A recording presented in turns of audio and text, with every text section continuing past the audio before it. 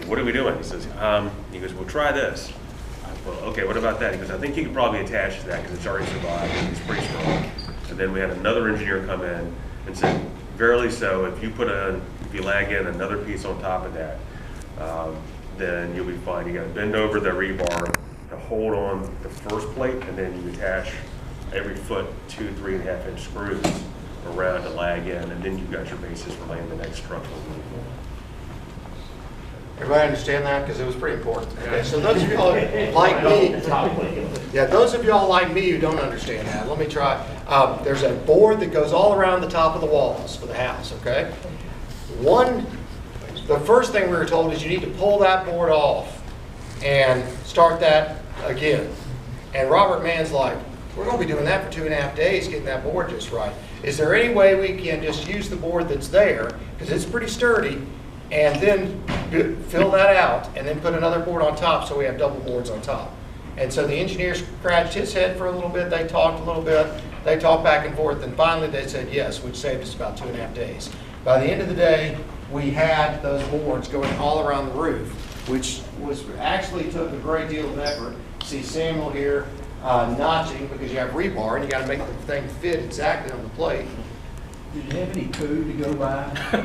Great question. We asked that question too. We said the honor code. We said to Amarellis and to the engineer, we said, you know, what's the building code? What's the permit situation for where we are? They said, you know, we have a pretty stringent building code and permit process around here.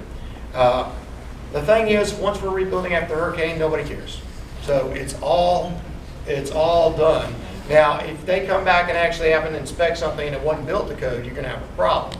So they just don't have enough time for everything to come and get inspected. So it's basically been a suspension of things with the understanding that if you're rebuilding, you're building to code. So we built everything according to code, but there wasn't anybody coming to inspect, and there's a little bit more liberality right now. But yeah, we asked that question, and they kind of smiled, and that's the answer we got. So we're like, all right, here we go. Good question.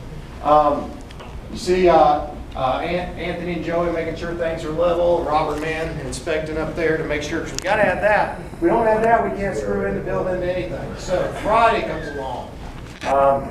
Y'all read that for a minute since you read. Okay, good. So remember we said that something in the middle of the house got to be able to hold this roof up, right? That seems to be logical to me. Well, there wasn't a plan for that. So I'm going to allow Kelly or somebody else from the team to kind of say how we worked out that plan, because Robert and Kelly and a couple others came up with an idea here. Okay. So if you have to have a load-bearing wall or something to carry the load of the beam board above where all the rafters are going to join in the center, you have to have something strong. So the fun part here was we didn't have anything running down the center. We had a hallway running down the center. So we had to bridge that. And the walls on one side are not as tall as the walls on the other side. Okay, so we had to crib up here with 2x4, actually 2x6s on top of the wall, and we're lagged in. And then we used a 2x10 beam that was sister to 2x10s. And then on top of that, we had a 4x4 that went up to hold the beam board. We did that a couple times down the hallway, and then we just spanned the front room. Yes. Not only was the hallway, the kitchen was fully open there for about 10 feet Yeah. as well. So what this meant to me, preacher guy trying to understand this, is I'm watching this going, how in the name of all that is holy are we going to put, how are the rafters going up? What are they nailing into? How's this going to work? So we end up getting this on the front king post knoll there, which I don't really know what that means, but I'm reading. And then you have the front inverted T here in the middle, and then you come and you have the back king post. We had to figure all that out with walls, as Kelly said, that were like this to each other. And so Robert, Kelly, Steve used their engineering abilities, and we got the thing. Oh, and by the way, just in case you know, we ran this whole beam all the way down. We've got a good picture of that coming up. The whole beam, right? Running this whole beam down there, so we have something to see real well. How King Post Knoll there, and then how we had to build that there, and then we had to build the second one, and then we had to build it at the back, and get that whole beam around. Oh, and by the way, just for fun, it's not centered. Okay, because you know what? You know where the center is, roughly? Hallway. It's about right here in the middle of the hallway. So we said to the engineer, hey, we're going to have to run this over the top of this. It won't be centered, but it'll still look fine. Engineer's kind of scratching his head, and he says, okay. And we never saw the engineer again. We saw him for like 10 minutes, and then we never saw him again. So I guess it was okay. So getting all of this together, and it just, our guys, their attitude was so great, because when you look at it, you know, we're getting to the end of Friday, and it doesn't feel like you've done a whole lot, okay? Because you look at this, and you look at what the before picture, and you look at where we are here, and you think, man, there's not a lot here in terms of the roof. And by the way, what we haven't mentioned is after Thursday, every day we're there, we worked at least 12 hours because we were behind. We were behind because of the rain the day before. We still had rain every day. You know, we still had rain every day, but if, you know, if there wasn't lightning, we kept going. It didn't matter. Yeah. Gail? Do you have any porta potties there? Interestingly enough, great question, sort of. We had some water that was running, actually to this room right here, on the other side there, and there was a toilet that you could use, but you had to take the big 5-gallon bucket after and pour in there to flush. So I mean, that's just kind of how it worked. And then, you know, if you're let's just say, you know, we're all men here, so we'll be good. Let's just say you happen to be in there and you're as Fenelon told us, his English was great. If it's number 1, you use this. If it's number 2, you go to my house, okay? That's kind of how that works. And then the next part of that is it's really interesting because you go in there and use things. The next thing you know is look up, somebody's installing hurricane brackets over here. That's kind of interesting, kind of entertaining. But great question. So at least it wasn't a porta potty, but it was, you know, right in there so we could be able to take care of things pretty quick. Didn't have to run to the woods. Excellent question. Really well vented. But you see, get it in your mind. Remember here, we thought we were driving up to rafters and we're going to put down plywood and whatever else. This is what we ended up doing for the first 2 days. And I can't emphasize what Joey said enough. God put the team together with just the right skills, because this takes some serious engineering capital here. I mean, I know Clark could have done this. That's something that you do regularly, your job. But I mean, I couldn't. There's no way this would happen. And we had Robert, we had Kelly, and we had Steve, who all have some engineering background there that could put some things together and some building background. God just gave us the right people on the trip, and then folks who are able to learn and do their piece of things. Okay, so this is the fact that this thing is up like this, to me, is miraculous. And I'm going to tell you something. Next hurricane comes, you know what? I guess the house could wash away. That roof isn't going anywhere. Don't forget the many trips we had to make because we didn't have the proper supplies. Oh. We had less than what we started with, but that's not what we walked into the house. So Right. we kept finding, there you go. We needed more things. Y'all can recognize the hurricane brackets, which are very good. But, you know, there's all sorts of things we didn't have. And so I was the designated van driver. So if you had to end up at Home Depot or the local hardware store, I got to go. And folks, I'll try not to say too much about it, but going to the local hardware store was a hoot. I mean, it was a big local hardware store, okay? And had a parking area that was very tiny and big trucks all parking in there and nobody caring where you parked or whatever else. They just hit you. It didn't matter. So you pulled in there and you went in. And so I had to go in there the first day and buy chisels. You know, hand chisels, because we didn't have any of those. So I'm like, I barely know what that is. So I'm going in there, I'm like, hallelujah, thank you, Jesus. There they are. I found them, you know, within 3 minutes. And about that time, I'm looking for something else. I'm like, yeah, okay, look, I just got out of there. Went back the next day, and no, it was the same trip, sorry. Hand chisels. Kelly Music sends me something, says, hey, while you're there, can you get, you're gonna have to help me, 1/4 inch 12 1/4 inch washers, and 12 3-inch whatever kind of bolts they were, or whatever else. I'm like, I can't do that in English. I'm like, holy cow. So I'm like, all right. So I went to the aisle, and found him. I'm sitting texting him pictures. He says, yes, no, not that. And that sort of thing. Finally get out of there with those. And that. It's just, it's a hoot, because they can't understand me. I can't understand them. And we're in a hardware store. I feel like I'm speaking 2 languages. I don't know. Okay? I don't know all the construction lingo. And trying to speak it in Spanish. So it's all kind of humor. We had to find things like hurricane brackets and all kinds of things on all our trips to different places. But eventually we get up here, we get the first rafters attached. Run the string along the line to make sure that we leave the same amount of overhang everywhere. And you see us beginning to get these things going. Now, interestingly enough, if you're on the side where, let me make sure I'm doing this right, but the side where Robert Mann is here, and the side over here, Riley, is that you? I can't see. I can't That's see. Mr. Tyner, I think. Is that Riley or you saying? Well, I can't tell. Either or. Let me look at your shoes. If you'll notice, and you can kind of tell in this picture well, the ones where Kelly is here, those boards are bigger than the rafters on this side. See that? See how that is? 2x10s and 2x8s, guys. Am I getting that right? Yeah, 2x8 by 20 and 2x6 by 16 feet. Yeah. So, in other words, they sent us 2 different sizes of rafters, and we're like, so you think we could do this with the same size rafter and just get different material? And then we're like, well, okay, we could just use what you gave us. That's great. Okay, so that's how we figured out how to make this work. So, It actually worked out well because you need a 2x8 to span that.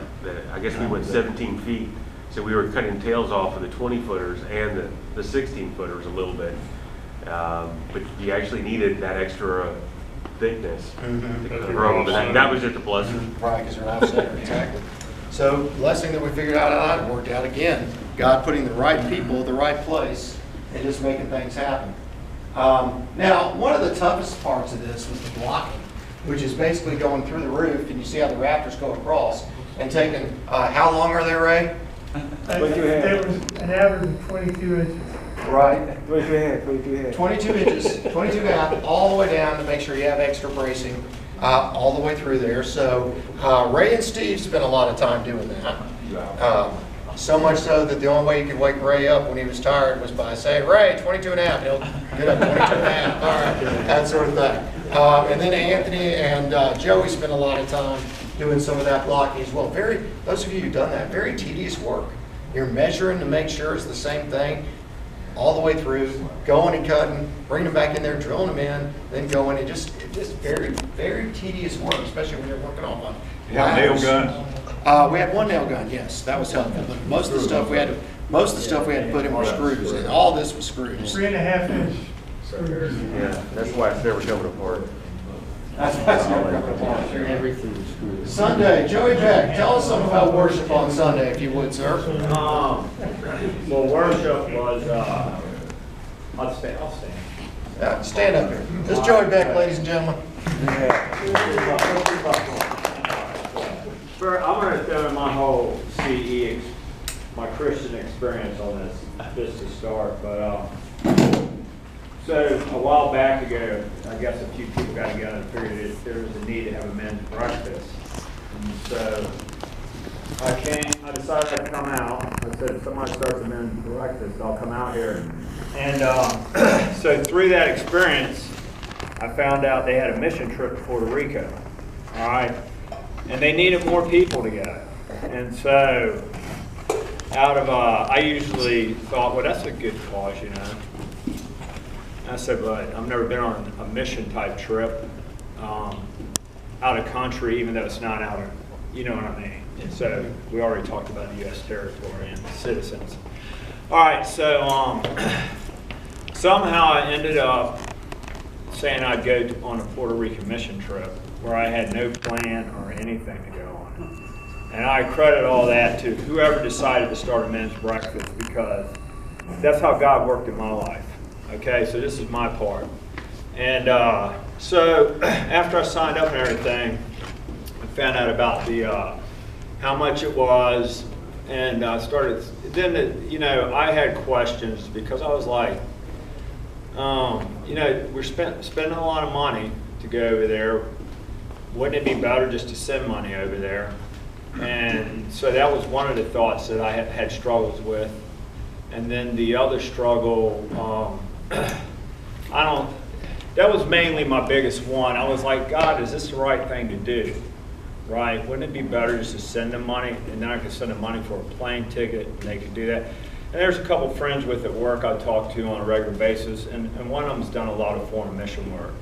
And he said, man, he said, trust me. He said, what you're thinking about right now has nothing to do with this trip. And I was like, well, and then we had our first meeting. I came in, and Randy talked about, you know, God's working all and everywhere, okay? And we're called as disciples, of course, to make disciples of other nations, but also we want to be the hands and feet of God, right? And it's the same God. And so through that, I was like, okay, you know, I could, it all eased out, right? I showed up. And we got to the airport, and Pastor Jesus picked us up, and the first thing we did was scoot out to the beach. There was a couple that was going to get married, which was a little side thing that was going on. And we ate. And I was thinking, man, this is pretty good, you know, out here on the water, we're eating. And man, this ain't bad. This mission works pretty good. Let me tell you something. After that, I'm going to tell you what, you know how you do when you get around your house and you're trying to get something done out in the yard? And it doesn't matter. You won't even stop to go get a drink half the time. You said, I'm going to get this finished, right? That's the kind of effort everybody put in on this, which was unbelievable. But, all right, so after that, we got to the job site. And I remember going out there. I don't think we planned on going out there as long as we were. And so all of a sudden, I start getting thirsty. And it was brutal. It was humid. It was hot. And we were out there a long time. And I was thinking, man, I don't know. I was thinking, man, why are you crying like a little girl? And I shouldn't say that like that. But why are you crying about not having water, okay? I was like, man, I'm sitting here whining. And I said, these people are trying to do God's work. And I'm in the middle of it whining because I'm thirsty, right? And I whined so much. We rode out that evening. And I think we bought 20 cases of water to make sure we had water. And we just said, hey, we're going to have extra water. And we're going to, hey, whatever's left, we'll just leave here for the next group that comes in. And that's how, man, I'll tell you what, I don't get thirsty a lot. But I was, but then, so that was a check your heart moment, right? What are you here for? You here to just whine the whole time. So then we got out there and we started doing work the next day. And it rained. And you know, we all, I'm sure, at times thought, man, what's going on here? You know, we're coming over here to get this roof done, and man, I don't even know what's going on. You know, this isn't what we expected. And so, a couple other things that I thought, you know, we talked about the people being in their houses and stuff like that. These people were so gracious, and they were so thankful. And I'm going to tell you what. One of the things, if you had a group of people coming to your house that were working in the yard, all right, and they were muddy and sweaty and soaking wet from the rain and wanted to come in and use your bathroom, you'd be like, oh, they would let you walk all over their house, and they did not care. They would like, come on in. They want you to sit on their furniture soaking wet to feed you at lunchtime. Okay, they did not care the condition you were in when you came into their house. And that was a little eye-opener of how I feel I try to manage my house, right? I'd have second thoughts, oh, how about taking those shoes off and walk out? No, they were just come on in and sit down. And they took care of us. And they were there the whole time. Every time we were out there, they were there. Some neat little things that I saw were like the houses, like they had a mango tree, a guava tree, coconut tree, banana tree. All of these trees were right there in their yard. I mean, we picked up mangoes and ate them right off the ground. And he would, fennel, is that how you say it? Yes. Which shows like, he was like, climb up there and grab that one right there. That's a good one. And come down and you just eat it right there. And that was pretty neat. They always had chickens, free-range chickens, and they weren't the same ones. So like I showed up and they were like, oh, look at these chickens. The next day you come out and there's different chickens. I'm like, man, what's going on? You know, I think they did just like squirrels around here, right? They just have chickens walking all over the place. And then lizards all over the place. He showed. All right, we're getting to worship, Randy, I promise. This is what happens when you give me the money. All right, so we show up and we get out, you see chickens running around, you got roosters in trees, it was crazy. And They were chasing Wiley after you heckled them. yeah, you don't want to mess with a rooster. That's a lesson learned by somebody else. But